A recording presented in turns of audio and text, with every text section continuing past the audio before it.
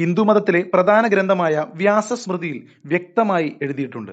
മതപരമായ യാഗത്തിനല്ലാതെ കൊല്ലപ്പെട്ട ഒരു മൃഗത്തിന്റെയും മാംസം ഒരു ബ്രാഹ്മണൻ കഴിക്കാൻ പാടില്ല എന്ന്. എന്നാൽ മതപരമായ ചടങ്ങുകൾ നടത്തുമ്പോൾ ബ്രാഹ്മണൻ മാംസം കഴിക്കണം. യുദ്ധം ചെയ്യുന്നവർ, അതായത് ക്ഷത്രിയർ, ദൈവങ്ങളെയും പിതൃക്കളെയും പ്രീതിപ്പെടുത്തിയ ശേഷം മാംസം കഴിക്കണം. പാവപ്പെട്ടവർക്ക് പിതൃക്കളെ ആരാധിച്ച ശേഷം വാങ്ങിയ മാംസം കഴിക്കാം. ഇനി മനുസ്മൃതി നോക്കൂ.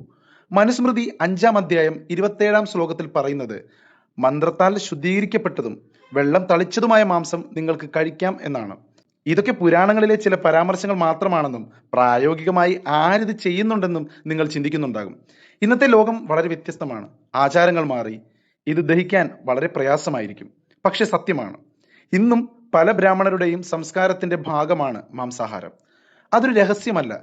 കൊങ്കൺ മേഖലയിലെ പല സാരസ്വത ബ്രാഹ്മണരും മത്സ്യത്തെ കടൽ പുഷ്പങ്ങൾ എന്ന് വിളിച്ച് കഴിക്കുന്നുണ്ട്. ഒരിക്കൽ സരസ്വതി നദി വറ്റി വരണ്ടപ്പോൾ ഉണ്ടായ ക്ഷാമത്തിൽ മത്സ്യം മാത്രമായിരുന്നു അവരുടെ ഏക ഉപജീവന മാർഗമെന്ന് അവർ തന്നെ പറയുന്നു. ബംഗാളി ബ്രാഹ്മണർ മത്സ്യം കഴിക്കുന്നത് സാധാരണമാണ്. മത്സ്യം അവർക്ക് വെറും ഭക്ഷണമല്ല, മറിച്ച് അവരുടെ ആചാരങ്ങളുടെ ഭാഗം കൂടിയാണ്. ബംഗാളി വിവാഹങ്ങളിൽ തത്വരസം എന്നൊരു ചടങ്ങുണ്ട്. അതിൽ വരന്റെ കുടുംബം വധുവിന്റെ കുടുംബത്തിന് രോഹു മത്സ്യം സമ്മാനമായി നൽകുന്നുണ്ട്. മരണാനന്തര ചടങ്ങുകളിൽ പോലും 13-ാം ദിവസം മത്സ്യമുഖി അനുഷ്ഠാൻ എന്ന ചടങ്ങിൽ മത്സ്യം കഴിക്കാറുണ്ട്. മത്സ്യം മാത്രമല്ല, പശ്ചിമ ബംഗാളിലെ താരാപീഠ് ക്ഷേത്രത്തിലും കൊൽക്കത്തയിലെ കാളിഘട്ട് ക്ഷേത്രത്തിലും മട്ടൺ നൽകാറുണ്ട്.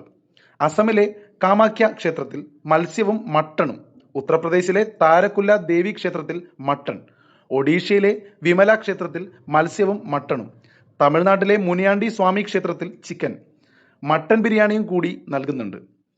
നിങ്ങൾ കേട്ടത് ശരിയാണ്. ദേവീ ദേവന്മാർക്ക് മാംസം നിവേദിക്കുന്ന നിരവധി ക്ഷേത്രങ്ങൾ ഇത്തരത്തിലുണ്ട്. അത് ഭക്തർക്ക് പ്രസാദമായി നൽകുകയും ചെയ്യുന്നുണ്ട്. പുരാണങ്ങളിലെ മൃഗബലി എന്നത് കേവലം ഒരു രൂപകം മാത്രമാണെന്ന് പലരും പറയാറുണ്ട്. അതായത് ഉള്ളിലെ മൃഗത്തെ ബലി നൽകുക എന്നതാണെന്ന്. എന്നാൽ യഥാർത്ഥത്തിൽ പുരാണങ്ങൾക്ക് പുറത്ത് ചരിത്രത്തിലും ക്ഷേത്രങ്ങളിലും ഇത് അക്ഷരാർത്ഥത്തിൽ തന്നെ നടക്കുന്നതായി നമുക്ക് കാണാം. മാംസവും മതവും പലപ്പോഴും ബന്ധപ്പെട്ട് കിടക്കുന്ന ഒന്നാണ്. ഇപ്പോൾ പലരും ഉന്നയിക്കുന്ന ഒരു ചോദ്യം വരുന്നു: പാണ്ഡവരും ശ്രീരാമനും മാംസം കഴിച്ചിരുന്നു? സാമാന്യ ബുദ്ധി ഉപയോഗിച്ച് ചിന്തിച്ചാൽ 12 വർഷം അവർക്ക് പനീർ ബട്ടർ മസാല ഉണ്ടാക്കി നൽകാൻ അവിടെ ആരുണ്ടായിരുന്നു? പാണ്ഡവർ 12 വർഷം മരത്തിലെ പഴങ്ങൾ മാത്രം കഴിച്ചാണോ കഴിഞ്ഞത്?